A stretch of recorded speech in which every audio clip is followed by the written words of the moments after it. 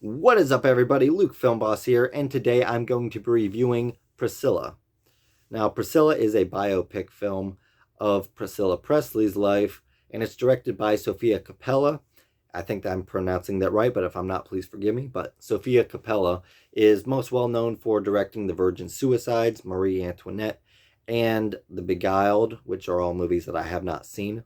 And she just does a great job with this film. She was also associated with the writing, and the writing is just great, down to the dialogue, just to the way the story progresses. It's very beautiful, both visually and thematically, storytelling wise. It's just a great film. It's got this peaceful, calm tone, but then there's these dramatic scenes.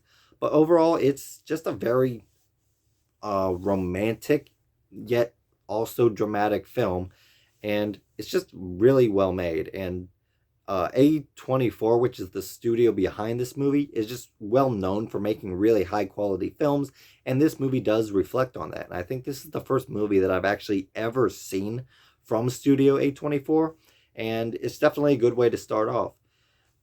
The performances were spot on. Once again, forgive me for the pronunciations of these names if I get them wrong, but there's Kaylee Spaney, who plays Priscilla, and both her performance and the makeup artist deserve a huge shout out for, telling the story of Priscilla from age like 14 up into her 30s. They really capture Priscilla as a young teenager, and then take her to adulthood. And it's just cool to see the transition, that this was one actress who played this whole role of Priscilla's, not her entire life, but this section of her life that's in the movie.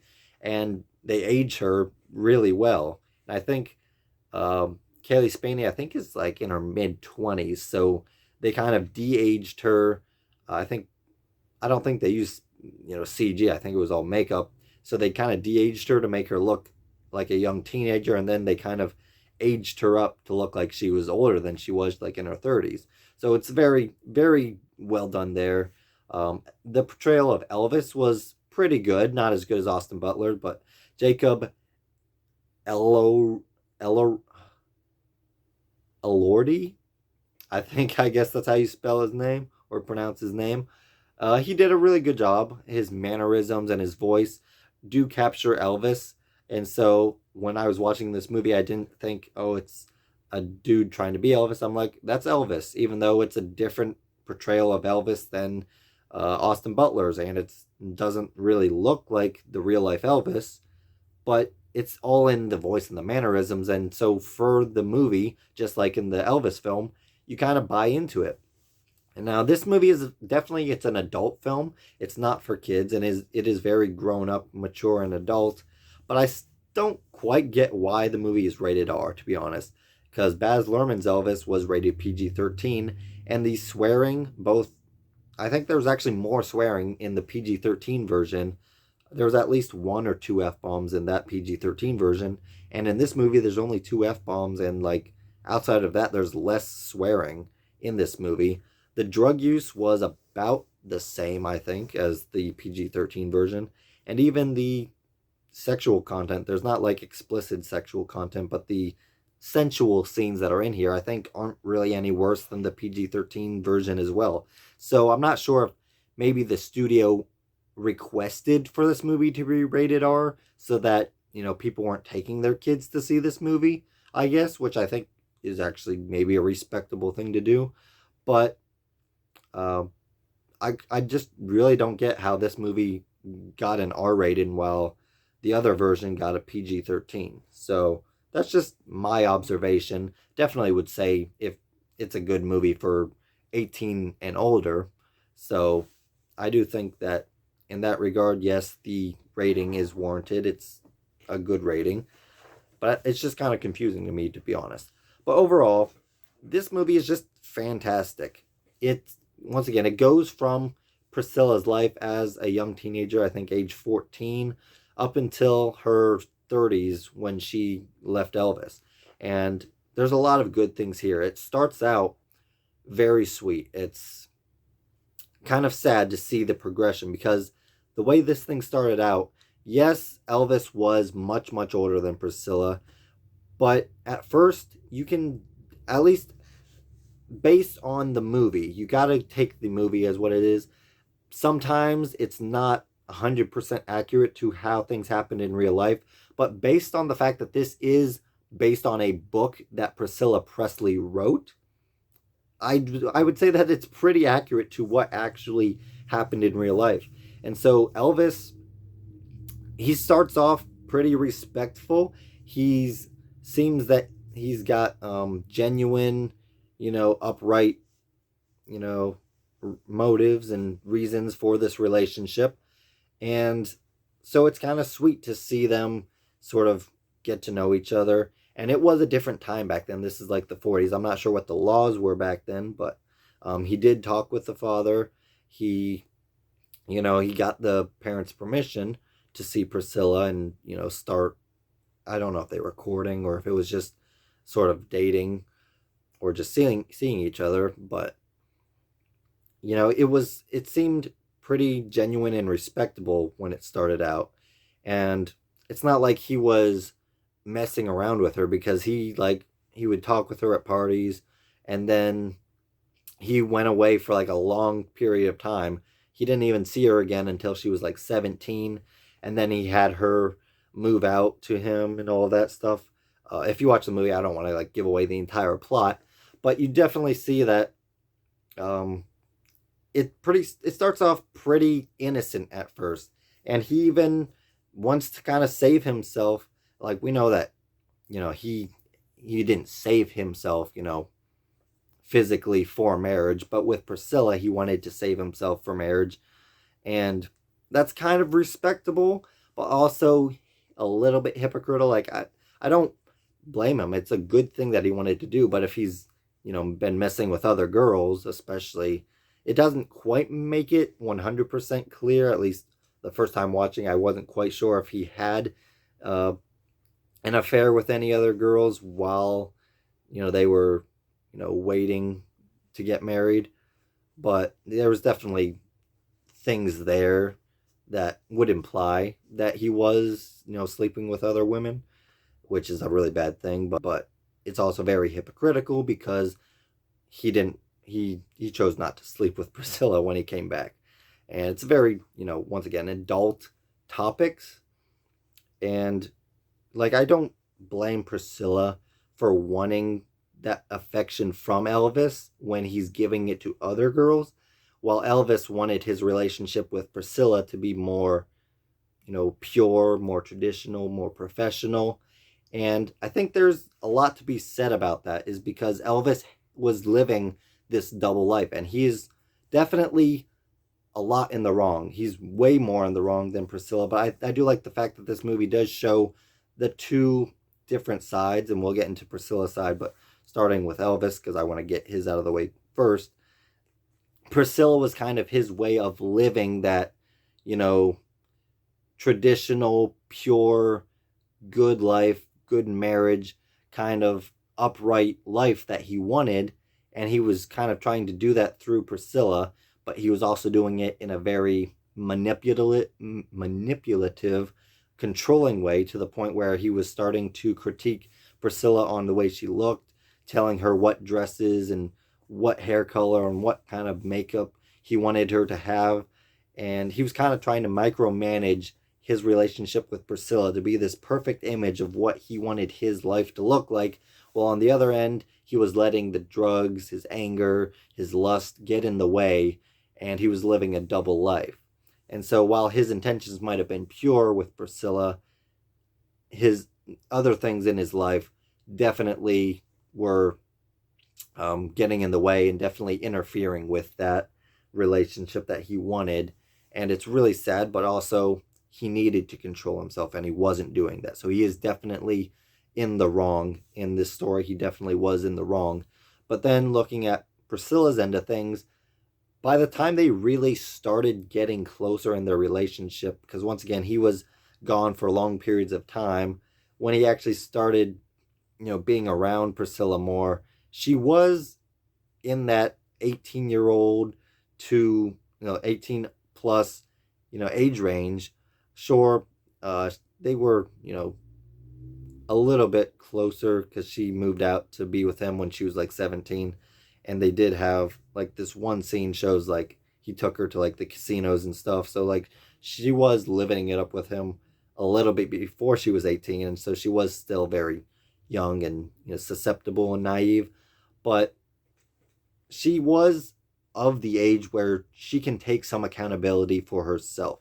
And she could have gone back to her parents at any time. She could have left Elvis at any time. But I think the movie does show that, being young, being the girlfriend of a super rich, famous rock star, there's perks, there's temptations that come with that. She was enjoying that life. She didn't want to go back to her mundane, ordinary life. And it shows her kind of partying with Elvis and all that stuff. And then when she goes back to school, she struggles with her grades because she hasn't been focusing. She's been focusing more on how to get Elvis to notice her more, how to, love Elvis and give him, affection, and how to be there for him, while also it does show her kind of indulging in, the mansion and everything, kind of shrugging off her school duties. And so it even shows her using Elvis to her own, advantages, like at school, basically cheating.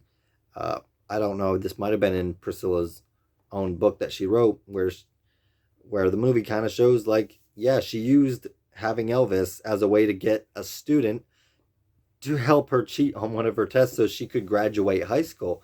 Like Priscilla, this movie, once again, it does show that Elvis definitely had big problems, but I like the fact that this movie is honest. It doesn't try to paint Priscilla out to be this 100% innocent, pure, person. Like, she had her own, problems. She definitely, I think, she did genuinely love Elvis, and I think that Elvis did genuinely care for, and maybe at some point did love her, and maybe that was still somewhere in his heart as their life progressed.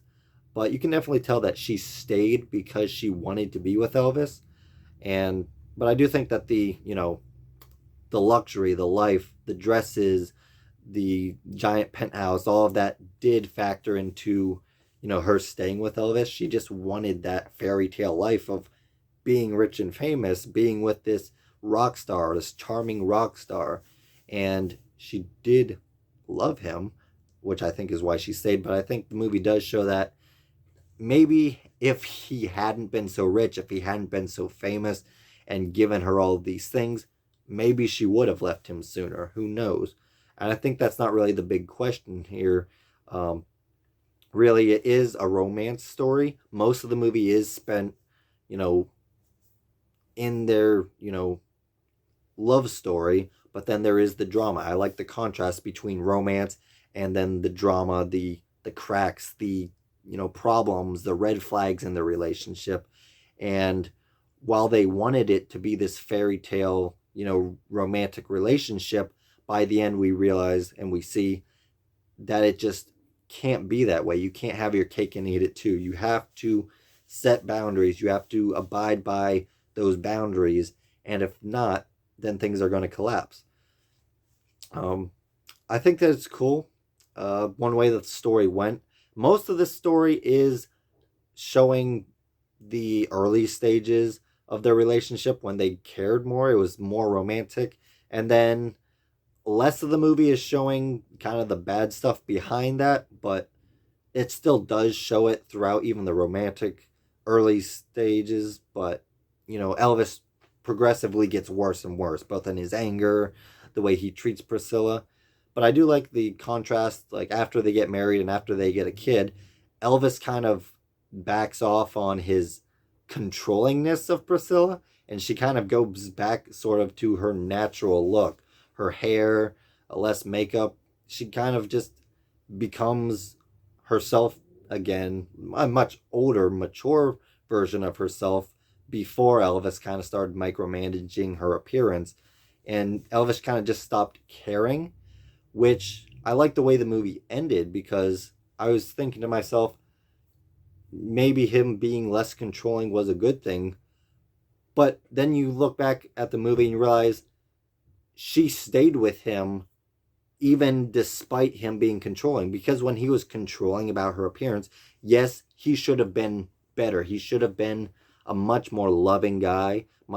Should have been more accepting of who Priscilla was, rather than trying to make her into the person he wanted her to be.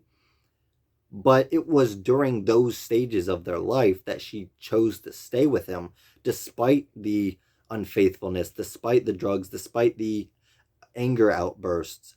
That's not even the reason why she left him. It was that they were living two separate lives. You see, like I said earlier on, he was possessive, he was controlling, and he was unfaithful, and all these things, but he still showed her affection. He still showed her, that he cared about her. And then it got to the point where he was so focused on his career, so focused on the, drugs, the alcohol, the sleeping, promiscuity and all that stuff. And it wasn't even that he was doing that, but it was the fact that he wasn't giving her any of his time. They were living two separate lives. He was letting her be who she wanted to be, the person that she wanted to be, but she couldn't live with that because he was no longer including her into his life. I think it's just a very, very good story. It shows how she matured and how she kind of let go of the possessions and all of the other, spoils of having that life. And she kind of was able to morph back into her own and realize that, she had to get out and she had to go make a new life for herself. It was a time for her to let go. So there's a lot you can draw from this movie. It's not necessarily a black and white. There's a lot of gray, which in terms of this story, I think is good. This story definitely shows Priscilla's point of view. And yes, while she wasn't perfect as a person, she definitely had every reason to leave Elvis. And it was actually better for both him and her to get out of that relationship. Maybe she should have done it sooner. Maybe she should have, tried to work with him a little bit more. She should have maybe been more firm with him. Who knows? The real thing, the real, bottom line is, she loved him, but she realized she had to let him go. So there's a lot of good stuff here. I wish I could go more into it, but honestly, I don't know what more I could actually say. This movie is just really well written. It makes you like both Elvis and Priscilla, and it makes you like them as a couple, which is why I think I felt so bad when she left him at the end. And it's just a lot to think about. I think it's a good warning for, people that are young in love or young in their relationship, as to kind of be on the lookout for certain things. And if you want to try and make it work, that is your prerogative, that is your choice, but you shouldn't have to be bound to an abusive relationship that's just not working. Yes, if you are married, you should, respect your vows, but once again, Elvis did not, and so she had every reason to walk away, and she had to make that choice for herself. It's just a lot to think about. It's a very, very solid movie, very emotional. The emotions that are felt, just, they are heavy. There's so many, like, some of them are heavy, some of them are happy, some of them are, a little bit frustrating. There's just so many emotions in this movie. It's really good. And it's a true story. I like that. I think it's a fantastic film. Not nearly as good as Baz Luhrmann's. I thought Elvis was fantastic. It was able to show even a lot of the themes that are going on in this movie are shown in that. What I do like about this movie is that it's more condensed, it's shorter, but it is able to focus more in on one aspect of their life, and it does it through Priscilla's point of view. And doing that, it's able to show more of Elvis's, romantic life with Priscilla. And I just like how the movie uses that, romance to kind of bring this movie together. Like, it, bottom line, is a romance between Elvis and Priscilla, but it's also, a sad drama where in the end she has to leave. So overall, I just really like this movie. So I'm going to give you a score. I'm going to give it an 89% in quality and 87% in enjoyment for an overall score of 88%. Just a fantastic movie. Not the best of the year, but definitely one of the better films of the year.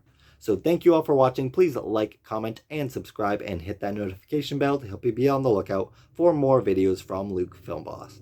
Bye.